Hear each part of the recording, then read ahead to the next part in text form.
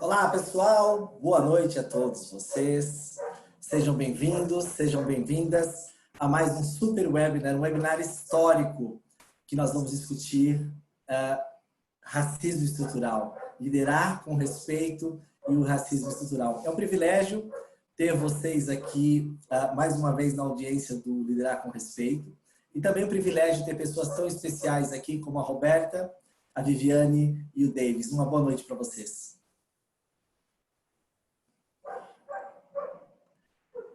Convido a todos os participantes, vocês já estão acostumados, vocês podem interagir através das perguntas nesse balão chamado Q&A, Question and Answers. Vocês mandem as respostas através desse balãozinho e, oportunamente, nós vamos ter dois momentos. A gente começa a nossa conversa aqui com os nossos convidados e, na sequência, eu vou abrir essas perguntas para que os nossos convidados super especiais possam responder aqui também. Então, mais uma vez, muito obrigado pela sua audiência, obrigado por estar aqui conosco. Como eu já disse, é um webinar histórico. Nós, do Lean Institute Brasil, temos um orgulho enorme de organizar esse webinar e já utilizando o nosso momento e como acho que faz um sentido maior ainda o nosso local de fala, e como uma das práticas da liderança Lean não é falar, mas escutar, como um dos princípios, uma das práticas da liderança Lean. Nós estamos aqui para escutar, nós estamos aqui para aprender, nós estamos aqui para refletir. E no bom estilo do pensamento A3, das práticas Lean, nós vamos ter um momento primeiro para entender a situação atual e seguir avançando no segundo bloco para nós pensarmos o que seria a nossa condição futura. Então, o que nós temos hoje e o que nós podemos fazer diferente, o que nós podemos transformar. Então, mais uma vez, obrigado. Espero que você aproveite essa uma hora deliciosa que teremos aqui. Roberta, mais uma vez, obrigado por ter aceitado esse convite. É um privilégio enorme ter você aqui conosco. Bom, sou eu que agradeço, Robson, assim, fiquei super honrada com o convite, é um prazer estar aqui falando de um tema que para mim é tão caro, então muito obrigada mesmo por me receber. Obrigado a você. E eu vou começar já com uma pergunta diretamente para você, Roberta, para que você nos ajude a iniciar essa conversa tão gostosa, tão sensível ao mesmo tempo e tão responsável. E eu queria fazer a seguinte pergunta para você, Roberta. Na sua visão, independentemente da empresa ou de setor, qual é a maior dificuldade que uma mulher negra enfrenta hoje numa carreira profissional, quando começa a ascender profissionalmente e se tornar uma líder? Bom, até vou brincar aqui, né? Porque dá para falar 3 dias e 3 noites sobre a dificuldade da mulher negra, desde o momento que ela entra, né, na profissão que ela almeja até se tornar uma líder e ainda depois. Mas falando especificamente sobre a liderança, o lugar que a mulher negra tem definido na sociedade não é na liderança, né? O lugar que definiram para a mulher negra na nossa sociedade é normalmente em uma situação de serviço. Então, é muito estranho para as pessoas encontrar uma pessoa negra como, no meu caso, superintendente do Itaú, ou como a Vivi, que é uma gerente sênior, etc. Então, quais são os impactos disso para nós? Quando você entra numa reunião, você começa tendo que desconstruir todo o estereótipo que já fizeram sobre você sem que você abrisse a boca. Porque o fato de eu ser uma mulher negra chega antes da minha competência, do que eu sei falar sobre o assunto e etc. Então, em geral, qual é o estereótipo da mulher negra? É uma mulher em situação de serviço, né? O que não tem absolutamente nenhum problema. O problema é achar que este é o único lugar da mulher negra. E aí eu tenho que provar primeiro que eu sei falar o português corretamente, porque acham que o meu português não vai ser bom, mesmo eu tendo graduação, MBA e mestrado. Depois eu tenho que provar, se eu for uma reunião em inglês, que eu sei falar inglês fluentemente, mesmo eu tendo feito intercâmbio, para daí chegar no mesmo patamar de desafio de uma mulher branca. que eu vou sofrer a mesma coisa depois que eu provei tudo isso, a mesma coisa que uma mulher branca, que é o mansplaining, o interrupting, etc, né? Tudo aquilo que a gente sabe e está acostumado a ouvir que acontece com as mulheres. Então, isso é um processo extremamente desgastante, porque enquanto um homem branco, heterossexual, chega numa reunião só tendo que mostrar a competência dele sobre o assunto, eu já tive que ter um desgaste anterior para me provar a chegar num patamar que daí vão ver se eu sou competente sobre o tema. Então, é um desafio muito grande, sem contar a cobrança que é feita sobre nós pelo fato da gente parecer que não estar no lugar adequado. Então, há uma expectativa em que você realmente se prove todo o tempo. E nós nos cobramos muito, não é só a sociedade, nós também acabamos nos cobrando muito, porque a gente sabe que, em geral, é visto como o negro. E a gente não quer fechar as portas para todos os outros que estão vindo atrás da gente e que a gente está puxando. Então, fica uma responsabilidade desproporcional. Então, assim, resumidamente, acho que esses são os grandes desafios aqui, um dos grandes desafios, né? Bom, não poderíamos ter começado melhor essa reflexão. Nós já temos aqui conosco 65 lideranças que estão acompanhando esse webinar, né, em todo o Brasil. E o que é interessante, um dado do Instituto Ethos, que pesquisou com mais de 500 empresas, nós gostamos de fatos e dados, né, do ponto de vista Lean, da nossa comunidade. E os fatos e dados dizem o seguinte: apenas 1,6% das mulheres ocupam um papel de gerência. Então, acho que nós, líderes, nós do RH, nós influenciadores, acho que nós temos que olhar para essa questão como um todo. E eu vou aproveitar esse nosso momento e já emendar a próxima pergunta para a Viviane. Boa noite, Viviane. Que bom que você está aqui também. Boa noite, obrigada por essa honra, viu, Robson, por dividir esses momentos com essas duas feras que são minhas inspirações, Roberta Davis. Muito obrigada, feras, viu? Só tem fera. Vivi, bom, pegando... Acho que o Robson... Tudo bem? Qual é o principal conselho que você daria hoje a mulheres negras que, obviamente, como toda mulher, batalharam para subir na carreira e se tornarem líderes? E que orientação principal você daria a essas mulheres para que elas possam, por exemplo, superar o racismo estrutural dentro das organizações? Olha, que pergunta desafiadora, né? E eu acho que o racismo estrutural, ele não precisa ser superado só pela mulher negra, sabe, Robson? Acho que o racismo estrutural é um conjunto de pessoas agindo para quebrar paradigmas que em algum momento alguém da sociedade colocou com relação à mulher e ao homem negro, né? E aí já vai a minha dica, né? Eu acho que o inconformismo das pessoas dentro do mundo corporativo, eles precisam passar de uma situação de uma hashtag, de um momento de comoção de vidas negras importa, para fazer a ação de vidas negras precisam ser representadas. Passar pelo racismo estrutural hoje é muito dolorido para quem está ocupando as cadeiras hoje, né? E eu digo isso, eu, Roberta, Davis, e tantos outros executivos negros que eu conheço, que são poucos, mas que se posicionam firmemente abrindo oportunidades, né? Então, eu acho importantíssimo a gente ter em mente que se eu, como mulher negra, permitir que coloquem no rótulo, o rótulo que a Rô colocou aqui tão corretamente no início do nosso bate-papo, se eu me permitir aceitar o rótulo, eu não vou para lugar nenhum. E esse rótulo é muito difícil de quebrar. Eu, por exemplo, eu lembro que o rótulo que eu tinha na adolescência, que foi o mindset, né? O que era me colocado é que se eu não engravidasse na adolescência e eu me comportasse certinho, eu poderia ser indicada por uma vaga no mercado da vila, porque eu tinha um parâmetro de falar o português melhorzinho.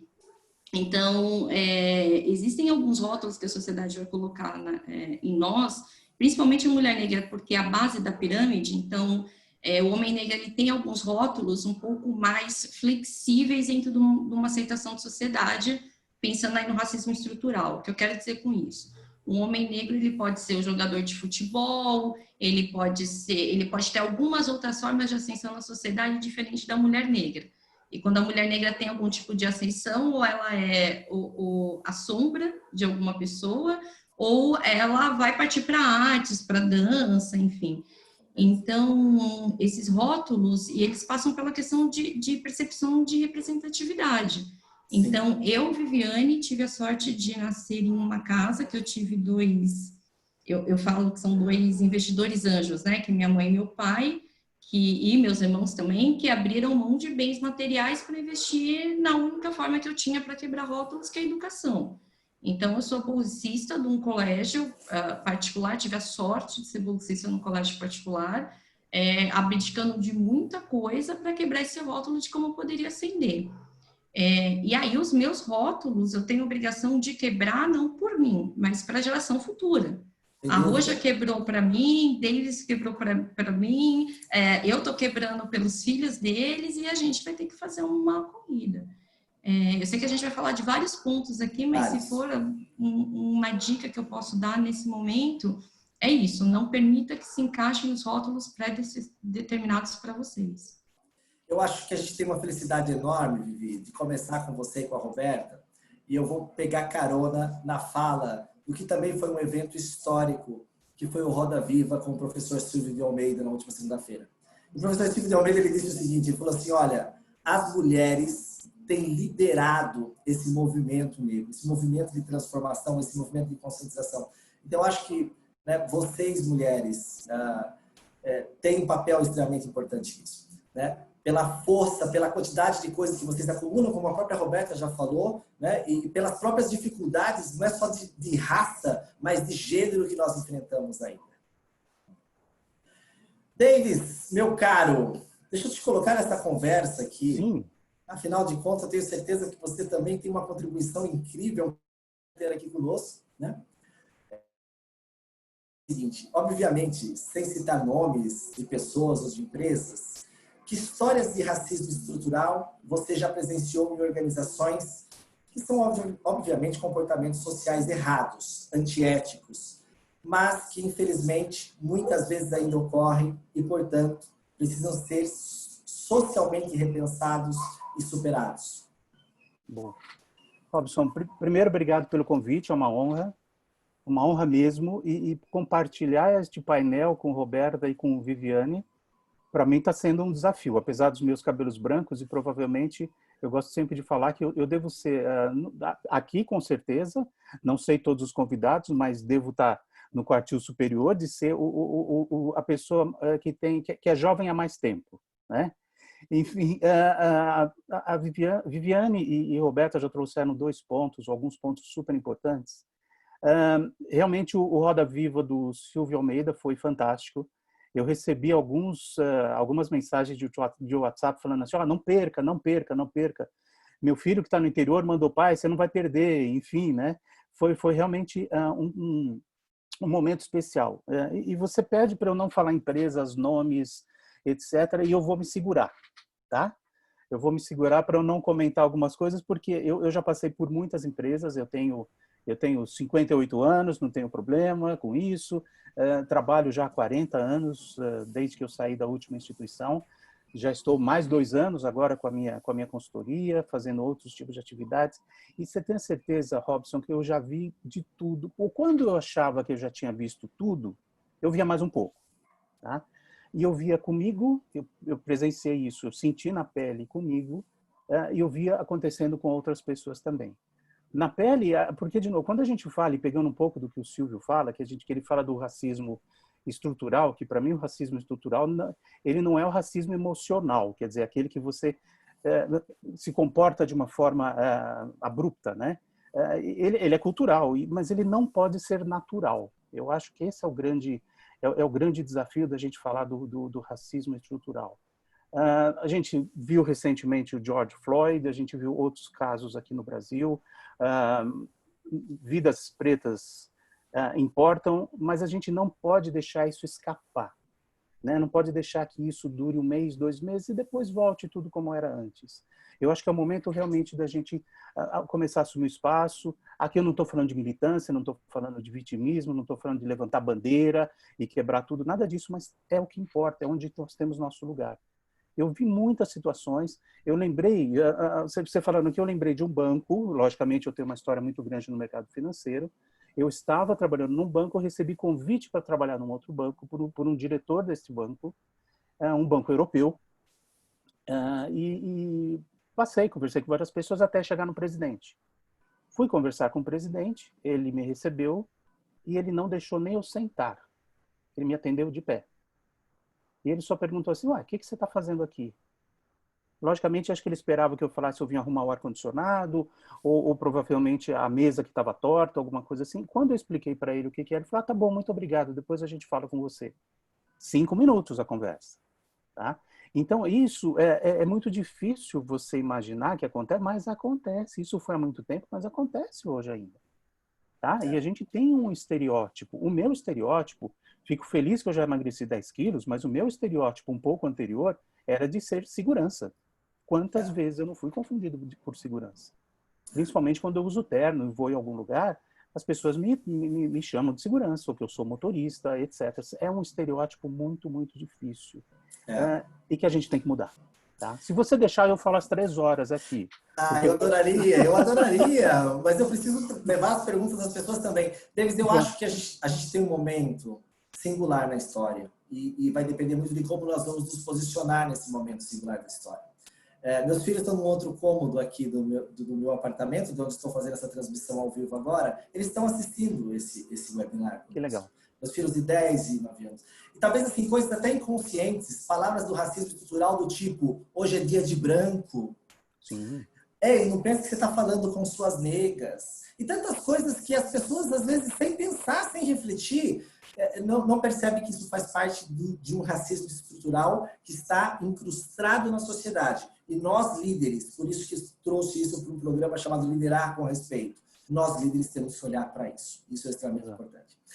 Bom, eu já agradeço aqui a Elaine Menezes, mandou uma pergunta para nós. Elaine, obrigado pela sua pergunta. Eu estou levando ela aqui para todos os nossos painelistas para que eles possam responder ao vivo e reforço o convite para que vocês mandem as perguntas. Nós já temos quase 100 pessoas aqui ao vivo conosco assistindo esse webinar.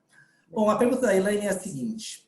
Gostaria de saber como os convidados trabalham junto a seus respectivos times na desconstrução do racismo sofrido, especialmente para todos os níveis dentro das organizações. Quem começa? Robson, falhou um pouquinho. Robson, você pode repetir a pergunta? Claro. A pergunta da Elaine Menezes é a seguinte. Gostaria de saber como os convidados trabalham junto a seus respectivos times na desconstrução do racismo sofrido, especialmente por mulheres, garantindo que esse trabalho seja cascateado para todos os níveis dentro das organizações.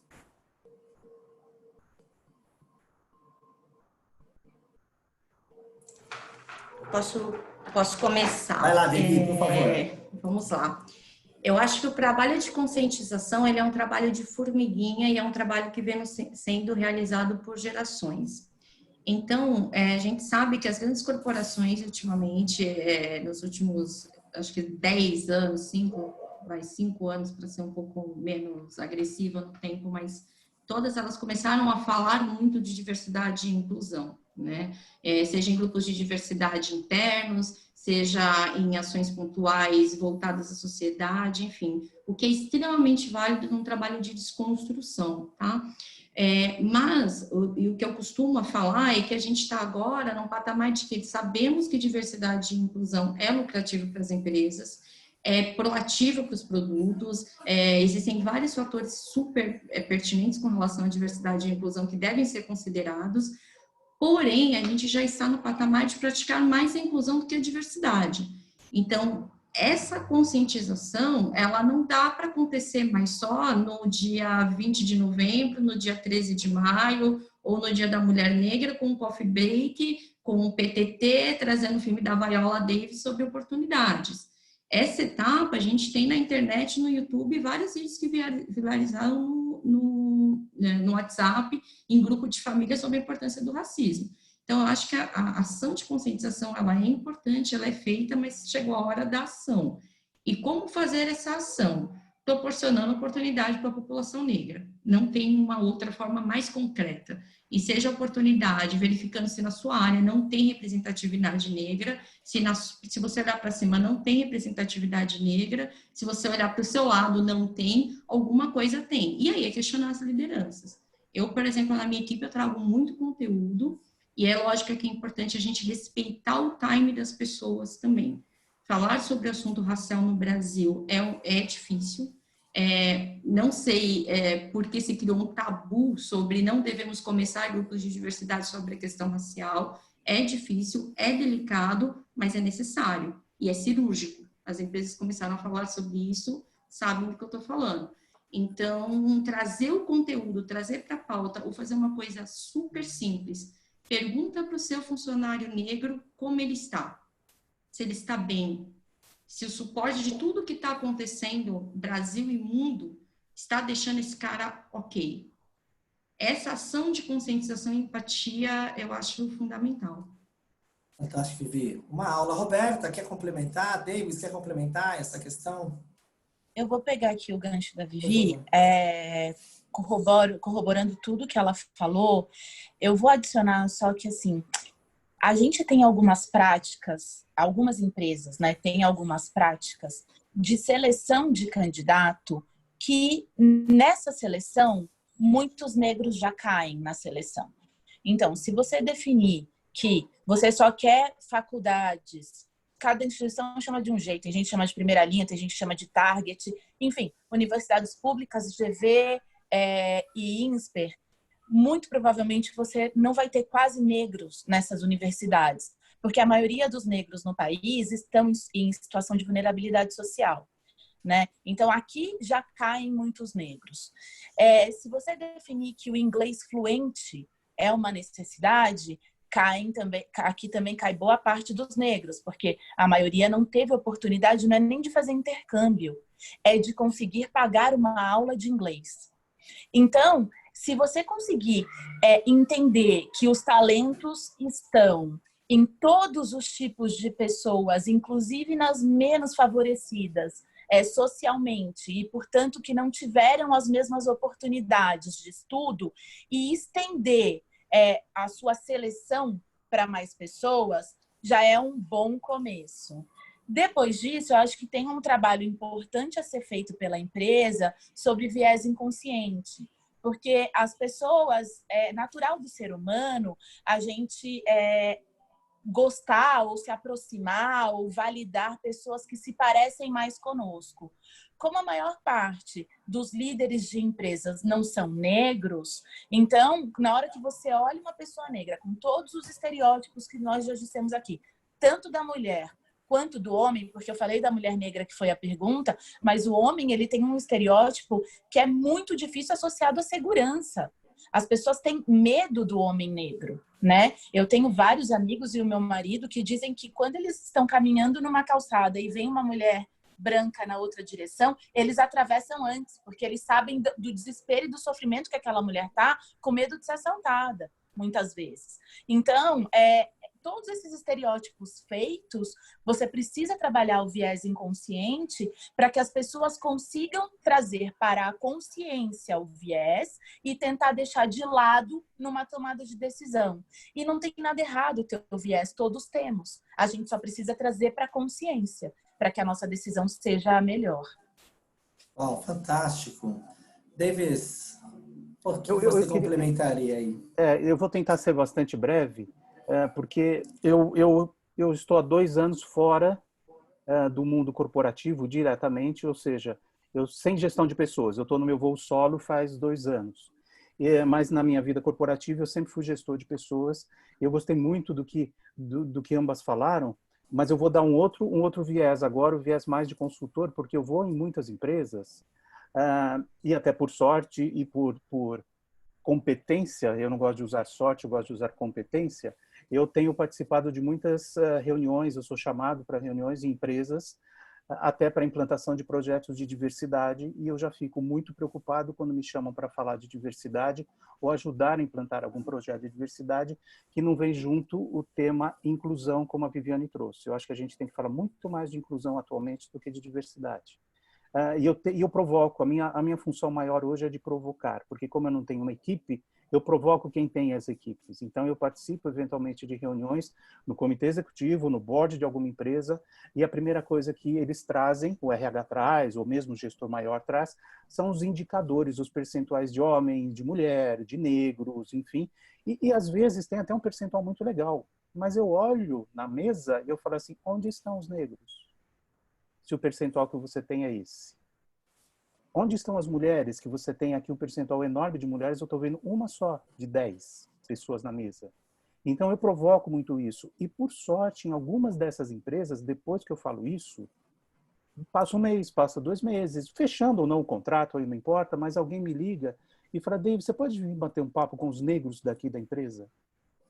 Pronto, é isso que eu quero. Que legal, que é isso legal. Que eu quero. A ficha caiu de alguma forma. A ficha caiu dos gestores.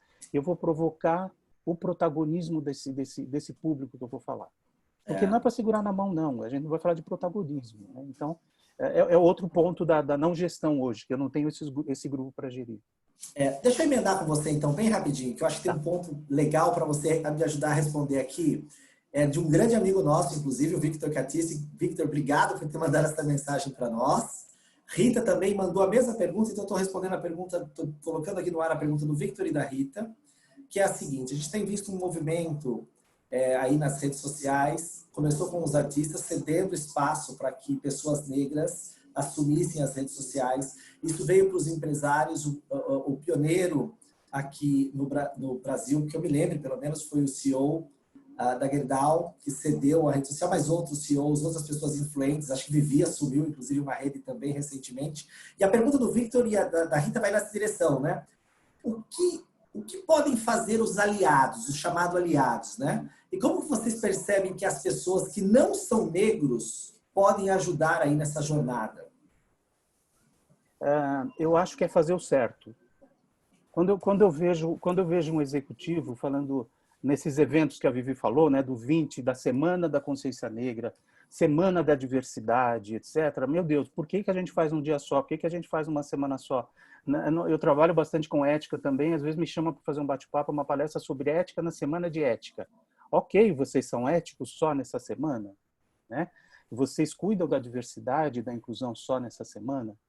Então, indo direto ao ponto, eu vejo o seguinte, é fazer o que é certo, porque eu vejo executivos falando assim, sabe por que a gente está fazendo a diversidade aqui na empresa? Porque é o certo. Ponto. Eu acho que não tem muita explicação além dessa.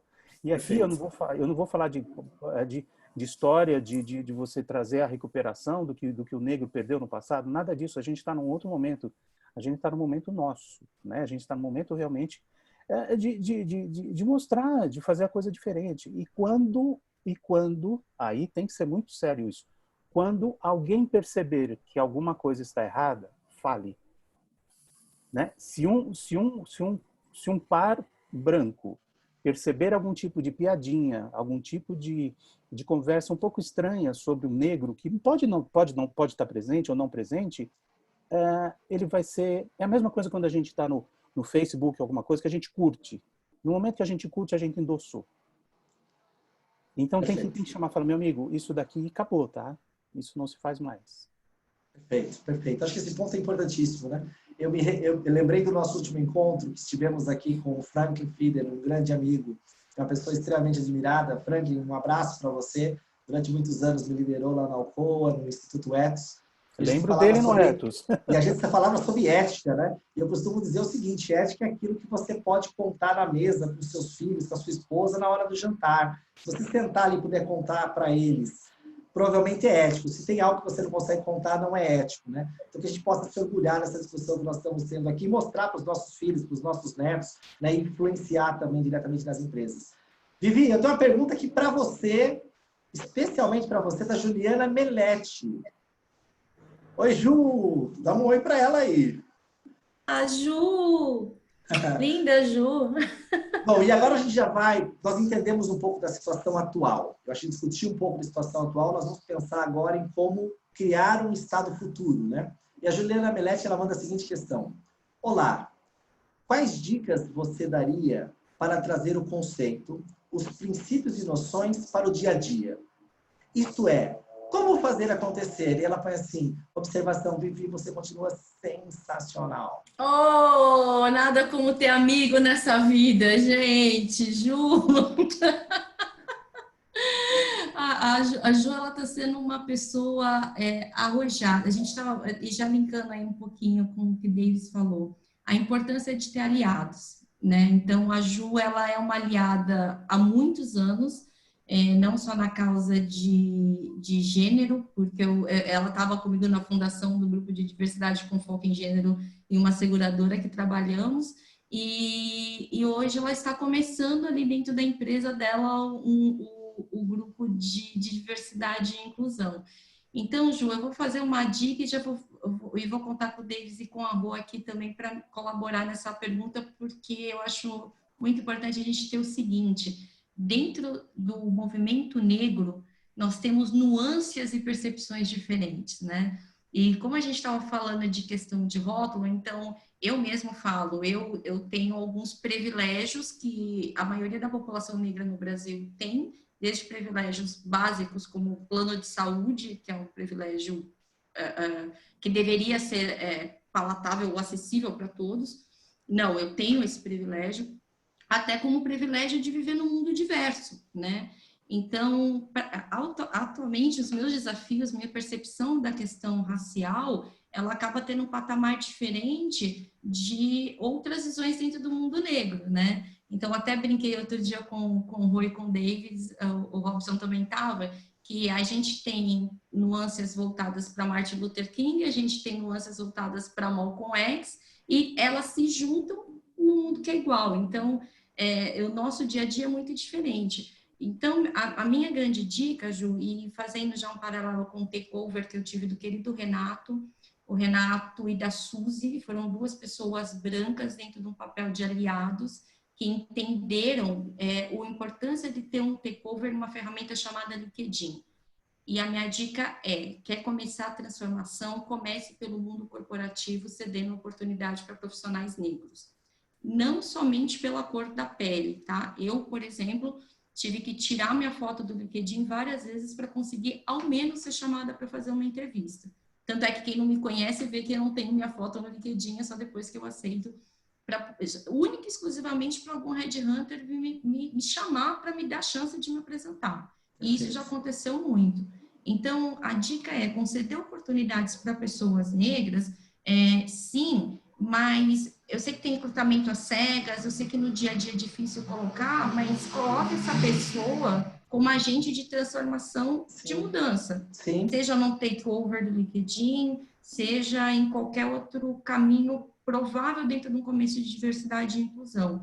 E aí você precisa de diversidade, eu não estou falando só racial, tá? Então, por exemplo, eu tenho uma super honra, eu como mulher negra sou questionada porque eu sou casada com um homem branco, porque eu tenho privilégios de viver um relacionamento interracial, privilégios e desvantagens, ao ponto de ser questionada que você casou com um branco para o seu filho ter a pele mais clara e sofrer menos racismo, por exemplo, que os filhos da rua. E não é uma mentira, porque eu posso ter um filho com a pele mais escura que pode sofrer mais ou menos preconceito que o irmão. Então, esse tipo de nuances que a gente tem que perceber no dia a dia, Ju e todo mundo que está aqui, é o importante para a gente ouvir. E aí não tem outro jeito que não seja ouvir. Aí usa o método Lean. Ouça o profissional negro que está no seu dia a dia.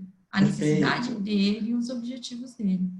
Perfeito. Temos que ouvir e começar por ação. Inclusive, mais uma vez, parafraseando o professor Silvio de Almeida, o fato de criar essa discussão, criar esse debate, já é uma ação, né? E acho que tem uma coisa interessante, Vivi, que eu vou direcionar aqui para a Roberta, que eu vou adorar ler essa pergunta, Rô, e eu estou direcionando para você. É uma pessoa anônima que mandou, nós já estamos com 107 pessoas ao vivo aqui nos acompanhando, e essa pessoa mandou a seguinte pergunta, Rô: olá, que dicas vocês dariam para uma startup de líderes brancos que está começando a fazer uma política de diversidade? Que cuidado devemos ter? Olha a startup aí repensando e querendo colocar pessoas em diversidade e os negros. Bom, eu vou, assim, né? Essa pergunta é super interessante, porque quem está começando uma startup tem a oportunidade de desenhar numa folha em branco, né? É diferente de quem já está numa empresa, que é um transatlântico gigante, que tudo para mudar depende de muito mais alinhamentos e comunicação. Então, eu acho que aqui numa startup, de fato, deveria ser mais fácil. Eu já falei muito sobre viés inconsciente e tal, e aqui, pegando um gancho da Vivi, alinhando com essa pergunta, hoje em dia a gente tem falado muito no antirracismo, né? Porque você não ser racista é diferente de você ser antirracista. Então, você não ser racista é simplesmente você não desrespeitar uma pessoa negra, não ofendê-la, não agir dessa forma. Você ser antirracista é você não tolerar o racismo vindo de qualquer um. É você se colocar, igual o Davis falou, curtir e tal, é exatamente isso. É você questionar os seus espaços, fazer o famoso teste do pescoço, olhar para os lados e ver quantos negros você tem ali. E eu acho que um dos principais itens para o antirracismo, e aí já respondendo essa pergunta, é a educação. A pessoa precisa, assim, como a gente estudou na escola o negro? O negro estudado na escola, ele começa e termina na escravidão. Então, parece que o negro nunca existiu antes da escravidão e parece que o negro acabou na escravidão, não existe depois. Ser uma criança negra, e aí eu vou dizer o meu lugar de fala, né, da onde eu falo de um lugar onde eu sou uma mulher negra, mãe, com privilégio social. Eu não tenho uma história de vulnerabilidade social. Os meus pais romperam esse ciclo na minha família. Então, eu já fui criada, educada em escolas particulares, o que me proporcionou fazer uma faculdade pública, a fazer intercâmbio, etc. Você ser uma criança negra numa sala de aula de uma escola particular, quando começa na aula de história a falar sobre a escravidão, é uma tortura. Porque todo mundo olha para você. Todo mundo questiona com o olhar.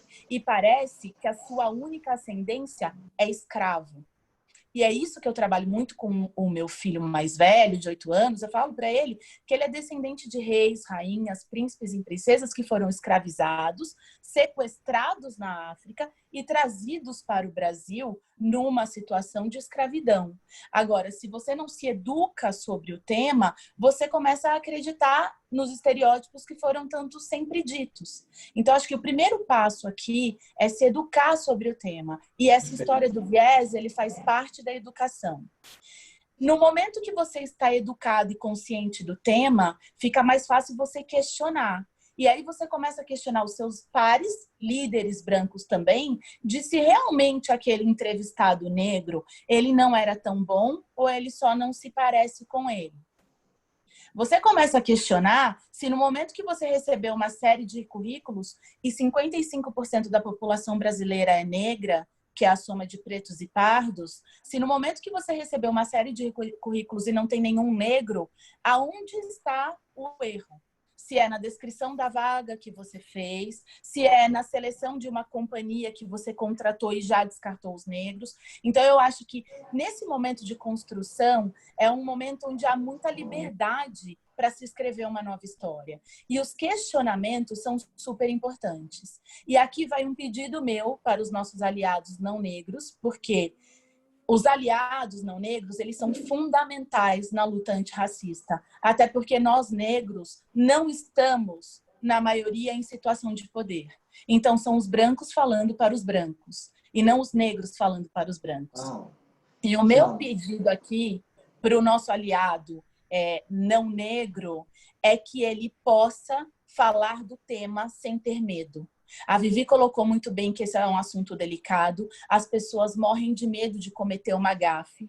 E eu prefiro que o assunto seja falado com gafes cometidas do que ele não seja sequer tratado por medo de falar do assunto. Sensacional. Você está sendo ovacionada aqui, Roberta. Você está sendo ovacionada aqui nos comentários. Que aula! Desculpa se eu me estendi, Robson. Não, que aula! E olha, eu vou colocar um elemento maior. As pessoas estão comentando aqui, tá incrível isso, né? A gente está com a audiência lá em cima e todo mundo participando muito. E aumentou muito a responsabilidade. Porque sabe de quem vem a próxima pergunta agora? Franklin Fieder. Franklin está aqui conosco. E, Franklin, que carinho. Obrigado pela sua audiência. Davis, eu vou deixar você com essa, tá? Manda. Então, o Franklin pergunta o seguinte. Primeiro, o Franklin começa assim. Parabéns, Robson e Linkstos de Brasil, por esse webinar. Bela iniciativa. E parabéns ao Davis, Viviane e Roberta. Pergunto. Olha a pergunta do Franklin. Quais seriam 1, 2 ou 3 conselhos que vocês dariam a um CEO para que atuasse a curto prazo sobre a questão de racismo na sua empresa? Puxa, pergunta excelente. Não sei se o Frank lembra de mim, mas eu fui do Instituto Ethos e a gente teve reuniões no passado, e esse passado, eu vou dizer, acho que faz uns 15 anos, talvez, quando eu estive no Ethos. A pergunta sensacional, eu acho o seguinte, precisa conversar com as pessoas, a gente fala muito de conversa, não adianta chutar, o CEO não pode chutar, o CEO precisa estar próximo de gente que saiba o que está falando. O que eu quero dizer, não adianta ele receber relatórios de que, olha, puxa, a gente contratou mais 2% de negros esse ano. A gente está com mais tantas pessoas. E quando eu falava isso com algumas empresas, elas queriam mostrar para mim, às vezes, o relatório anual, o relatório de sustentabilidade, o relatório anual, mostrando o percentual de negros. Aí eu perguntava sempre assim, se eu perguntar para o público interno, eles vão falar o que está escrito aqui? Tá? Porque eu acho que a primeira coisa é o público interno. E tem que conversar. Se a gente não conversa, eu estou nessa atividade agora e também de mentor de carreira, enfim, e eu pergunto muito para as pessoas, mas você conversou? Você tirou sua dúvida? Eu tenho uma situação, Frank, que eu acho que um executivo, ele precisa ir nas universidades, mas não na USP, na GV, no INSPER, ele precisa ir em outras faculdades. Faculdades ditas, que eu acho inadmissível, mas ditas segunda, terceira linha, e fazer uma reunião como eu fiz várias vezes numa empresa que eu trabalhava para recrutar negros. Então eu fazia bate-papos com negros e poucos se manifestavam. Mas quando acabava o bate-papo, eles me procuravam na saída. Porque eles queriam falar. E eles não queriam falar ali no meio de todo mundo. E eles falavam assim, mas é sério que vocês vão contratar na sua empresa? Eu falo, lógico que sim, eu não estou aqui brincando. Vamos conversar, traz para mim. Eu pessoalmente quero conversar contigo, porque tem pessoas geniais em outras faculdades. Negros e negras geniais, brilhantes, e que a gente não dá oportunidade. Brilhantes. Mas alguns falavam para mim assim, mas eu não vou mandar meu currículo para você, eu acho que eu não tenho espaço na Faria Lima, por exemplo. Não é meu lugar. Eu falei assim, é seu lugar. Então, o CEO, eu acho que ele tem que quebrar essa barreira. Tá? Tem que quebrar essa barreira. Não, traga, simplesmente contrate. Contrate e inclua. Não adianta chegar... Aí a gente pode até discutir muito também de meritocracia. Não adianta você trazer colaboradores dessas faculdades de ponta, trazer alguns negros para ficar bonito. Tá aqui, estou fazendo mais ou menos assim. E dar a largada. Não tem jeito. Afinal, a gente já sabe como vai ser. Não é assim que funciona. Não é assim que funciona. Inclua. A inclusão é essa. Traz até aqui. É isso. Depois da largada. É isso. É isso. Excelente, excelente ponto, Davis. Vivi, eu vou trazer um outro ponto que eu acho que vai ajudar nessa construção e numa construção de futuro, né? Nós estamos olhando para o futuro agora. Eu não direcionaria essa pergunta para a Roberta e para o Davis, que eu acho que seria injusta. Nosso grande amigo Ricardo Orefsi também está aqui na audiência. Então, eu vou fazer 2 perguntas. O Ricardo Orefsi e também o Gleiber Morato. Então, as 2 perguntas vão na mesma direção, né? Então, eu vou fazer as 2 e eu peço que você nos ajude com elas.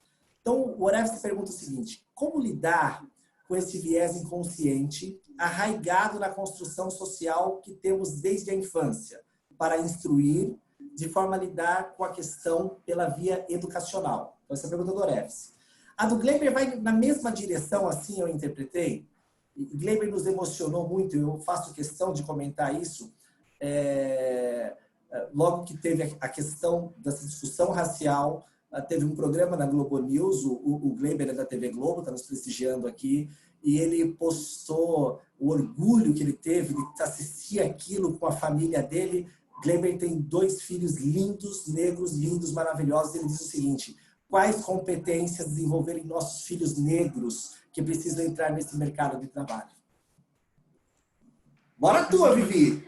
Que responsabilidade, mas vamos lá. Mas, e por favor, Davis e Rô, me ajuda, eu não sou a gente tá ali na mesma faixa de idade, assim, gente, não é tão diferente assim. Olha, primeiro eu preciso fazer um adendo. O Franklin, ele tem uma responsabilidade na transformação de vida de pessoas que eu acho que ele não tem noção do poder que ele tem de fazer isso. O Franklin, eu conheci ele em 2016 para 2017, e ele falou uma frase que eu estampei na matéria que eu saí na revista Você S.A., que foi a primeira vez que eu vi a frase, que é a diferença de diversidade e inclusão, que diversidade é você convidar para ir para o baile, e inclusão é você aprender a dançar. Foi o Franklin que mudou minha vida com essa frase e entendeu que eu preciso começar a falar, além de voltar a falar muito mais de raça do que de gênero. E aí eu já puxo para as duas respostas. A primeira é: conheça a história do seu país. A Rua, ela faz um trabalho com os filhos dela, que é justamente isso, empoderar uma criança, um adolescente e um adulto negro.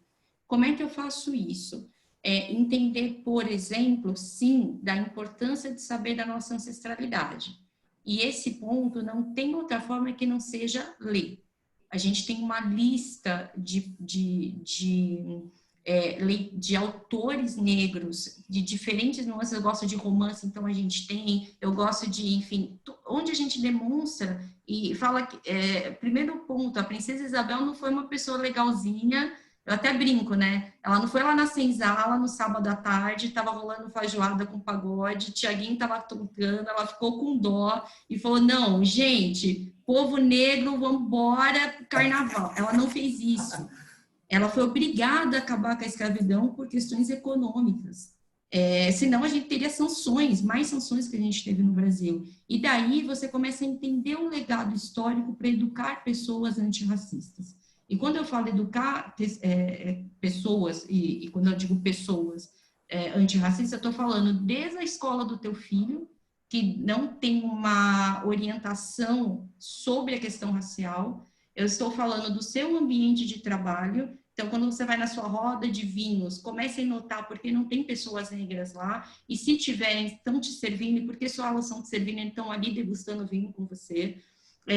Eu estou te perguntando do incômodo de não ter representatividade numa reunião, no momento de contratação, que você vê um CEO se posicionando. E aí minha dica também, fazendo um ponte aí com o Davis, dou a dica para o CEO. CEO, desce para a base. Os negros estão na base. Ouçam os negros da sua base. Questione o seu gestor por que não promoveu os poucos funcionários negros que têm uma avaliação de desempenho lá, né? E as capacidades, os skills que a gente precisa desenvolver agora para a juventude negra, eles já estão fazendo, eles têm esse negocinho aqui, ó, que já dão largada da frente deles, que é a internet. Então, não é só a pessoa negra ter um outro idioma. Saiba que mesmo que a gente tenha todos os soft skills e todas as linguagens de programação de qualquer outro profissional jovem não negro, nós continuaremos sendo negros. Nós continuaremos sendo alvo da polícia, nós continuaremos sendo revistados, nós vamos continuar sendo confundidos com o motorista de Uber, eu sendo confundida com o bababá do meu filho, a Rô sendo questionada porque ela e o marido dela e os 2 filhos negros estão num espaço de poder que não era o rótulo que era para servir ela. Então, tudo parte da educação. E aí, quando você tem o empoderamento dessa juventude com todos os soft skills disponíveis, e aí eu tô falando que não precisa de grana, tá? Preciso aprender inglês, joga no Google. Não consigo? Liga para mim, liga para a Rô, liga para o Davis, a gente conversa com você em inglês, a gente vai te treinando. É uma rede de fortalecimento que tem disponível, que é só dar um Google que a gente acha. E aí essa rede passa por mim, pela Rô, pelo Davis como role model, que a gente também precisa se adaptar, mas também passa pela nossa ancestralidade. Alguém morreu no front para a gente chegar aqui. E aí, só conhecendo a história. Não, incrível, incrível. E de novo, citando aí o pessoal do Ethos e também o Guia Exame de Diversidade, eles apontaram que de todas as empresas que participaram do Guia Exame de Diversidade, agora do mês de junho, apenas 17% afirmaram que funcionários negros participam do programa de desenvolvimento. E como a Roberta já falou, né, se nós estamos em 53% de negros e pardos, a população brasileira tem alguma coisa errada, tem algum desencontro, a gente tem que partir para ação. Queridos, olha, eu estou aprendendo demais. Isso aqui está sendo uma aula deliciosa e eu falo com pesar. A gente está com a nossa audiência cativa aqui, não caiu, ninguém sai, né? Continuamos aí com mais de 100 pessoas nos acompanhando o tempo todo. Então, eu vou usar essa última pergunta, eu vou pedir que vocês façam uma rodada, respondam essa última questão. As demais questões nós vamos responder posteriormente, então você que mandou a pergunta, que é da Thelma Rodrigues. Eu acho que cabe a todos vocês que estão aqui conosco. Então, a Thelma Rodrigues nos dá boa noite e diz o seguinte: vocês poderiam pontuar programas corporativos que foram bem-sucedidos na quebra de barreira para a inclusão dos negros em cargos de liderança? Você começa, Rô? Começo. Eu posso só falar a questão dos filhos, que para mim é super importante essa questão. Por favor, por favor. Eu tenho 2 meninos negros, um de 8 e outro de 4 anos, que assim como eu era, eles são as únicas crianças negras da escola. E não é fácil, é difícil. O meu filho mais novo ainda não entende muito, porque ele tem 4 anos. Agora, o mais velho, ele questiona muito o porquê que ele é o único. E ele já falou algumas vezes que ele não gosta da cor dele, porque ele não gosta de ser o único na escola. Por que ele tem que ser diferente? E eu falei para ele que eu entendo, porque eu também não gostava quando eu era criança. Mas eu fiz as pazes com isso e eu adoro hoje. E que não adianta ele pedir para o Papai do Céu para acordar branco, porque se funcionasse eu teria acordado. Porque eu pedi muito na minha infância para acordar branca, porque não era legal ser a única criança negra da escola. Então, como eu trabalho com o Gabriel? Eu trago livros com personagens protagonistas negros que não estão em situação de serviço. Eu ponho filmes com protagonistas negros que não estão em situação de serviço. Eu vou até a escola, eu já fiz uma oficina de raça na escola, no dia que ele chegou para mim com um recorte da nossa família com todos brancos. E aí eu perguntei por que eu tinha cabelo liso e era branco, e ele falou que não tinha um recorte da nossa cor. E aí eu fui até a escola e fiz uma oficina de raça na escola. Então, mando muito conteúdo no grupo das mães, porque eu preciso que as mães dessas crianças não negras eduquem essas crianças negras de uma forma diferente do que as mães dos meus amigos educaram. Então, eu sou muito presente na comunidade da escola, dentro do que eu consigo ser, né? Porque o nosso dia a dia ocupa muito, e eu trago muito protagonismo negro para a vida do meu filho, para que ele não cresça achando que ele só tem 2 oportunidades de crescer, que é sendo ou cantor ou jogador de futebol, que são os rótulos dados aos homens negros de sucesso. E como eu tive um mentor, o melhor mentor que eu podia ter na minha casa, que foi o meu pai, que era um homem negro do mercado financeiro como eu, na década de 80, que era ainda mais difícil do que eu, que estou na Faria Lima hoje, e me disse muito que eu podia ser o que eu quisesse ser, e eu simplesmente acreditei. Eu falo para o meu filho que ele pode ser o que ele quiser ser. E ele acredita nisso. E eu preciso reforçar isso na autoestima do meu filho consistentemente. Então, voltando para a sua pergunta... Não, mas você emocionou todos nós aqui. Eu estou muito emocionado com essa sua resposta. E estou vendo os comentários aqui. Só me permite, se vocês me permitem, a gente está tendo alguns comentários no chat incríveis a esse respeito, elogiando pessoas que fazem as mesmas coisas com os filhos. Sensacional, um momento espetacular. Vamos lá para essa última questão, então, sobre o que as empresas... os programas, né, que vocês conhecem, programas corporativos bem-sucedidos, para a gente poder encerrar esse nosso momento aí.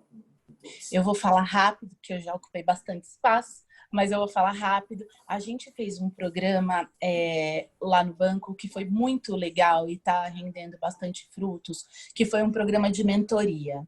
Então, a gente pegou a nossa média liderança ali, que são os coordenadores e os gerentes, que estavam bem avaliados na avaliação de performance. Então, são os que a gente já considera talento independente de questão racial. A gente fez esse recorte e a gente convidou todos os superintendentes da instituição, que estão 1 ou 2 cargos acima, né, dependendo do nível, para serem mentores, independente de raça dos superintendentes. A gente fez um recorte racial nos mentorados, mas os mentores eram independentes de raça. E a gente começou a apostar aqui na mentoria, que é algo muito importante no mundo corporativo, para desenvolver esses talentos com recorte racial. Então, isso foi um exemplo de sucesso. Eu sou mentora de um desses colaboradores e as nossas conversas não são sobre raça, são sobre desenvolvimento, são sobre negócios, são sobre próximos passos. O recorte foi racial, mas em nenhum momento a nossa conversa tem que ser sobre raça. Ele é só mais um talento da instituição que a gente fez um recorte para desenvolver. Roberta, eu queria só fazer um pitaco aqui. Você trouxe esses programas de mentoria. Para mim, mentoria é a chave. É a chave para o sucesso disso. Eu trabalho muito com mentoria, por incrível que pareça, mentoria feminina. Eu estou em 3 empresas fazendo por um processo de mentoria feminina. E eu sempre provoco, ok, esse ano mentoria feminina. Vamos implantar mentoria para os negros no próximo ano? Tá? Estou quase emplacando isso. E é fantástico. Você trouxe um pouco dos filhos, um pouco da família. E eu queria falar assim uma coisa. Há muitos anos, meu pai morreu há muitos anos, quando eu era criança, o meu pai falava uma coisa para mim que virou um mantra, né? Fala assim, filho, você sempre vai ter que estudar o dobro dos outros. Você sempre vai ter que trabalhar o dobro dos outros. Mas tem coisa que você vai ter que fazer também. Faça de uma vez só. Não erre. Faça uma vez só. Mas também faça 2 coisas, com muita ética e integridade. Mas, por fim, não abaixe a cabeça. Então, isso para mim foi realmente um mantra que eu sigo até hoje. E fechando, só eu sei que a gente está quase estourando, fechando o ponto que a Vivi falou da diversidade, né? Eu incluo um outro, eu tenho incluído agora um outro significado, né? Que a diversidade é você chamar para o baile e inclusão é você convidar para dançar. Mas se não souber dançar, ensina.